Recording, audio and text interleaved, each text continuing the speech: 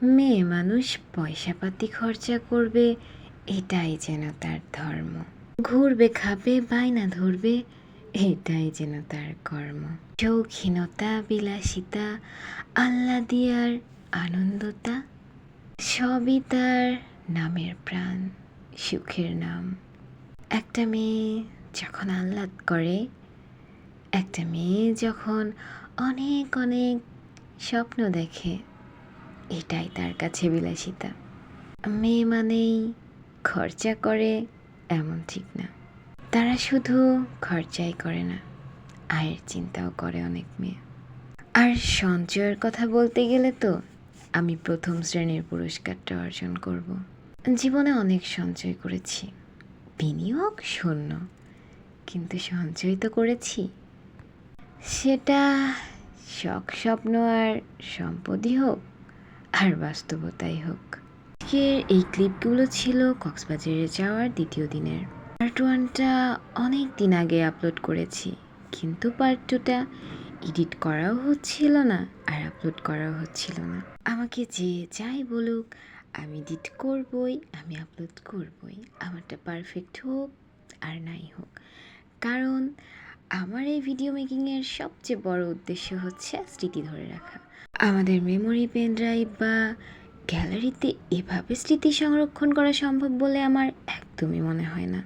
এই যে বাবুর ছোট থেকে বড় হয়ে ওঠা, আমি তার খালামণি, তার সাথে কাটাচ্ছি সময়, তার সাথে খুনসুটি, তার অনেক কিছু শেখা, তার দুষ্টুমিগুলো, এগুলো কি কোনোভাবেই গ্যালারিতে রাখা সম্ভব ছিল?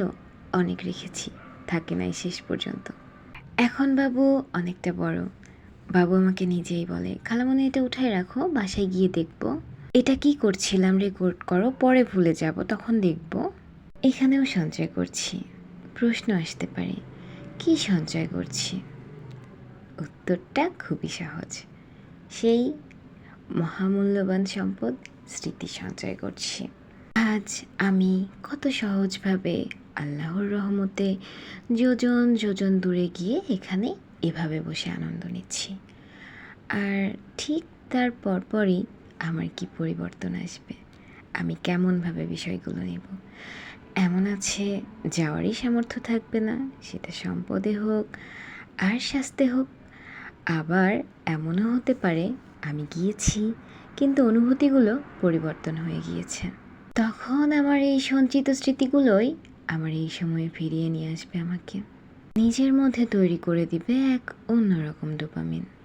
এভাবেই ঠিক আমাদের সকলের জীবনে সঞ্চয়ের ভান্ডারটা আরও বেশি করা উচিত। আমি তথাকথিত মেয়েদের মতো হতে পারিনি। এক কথায় সুখী মেয়েদের সংজ্ঞায় আমি নাই।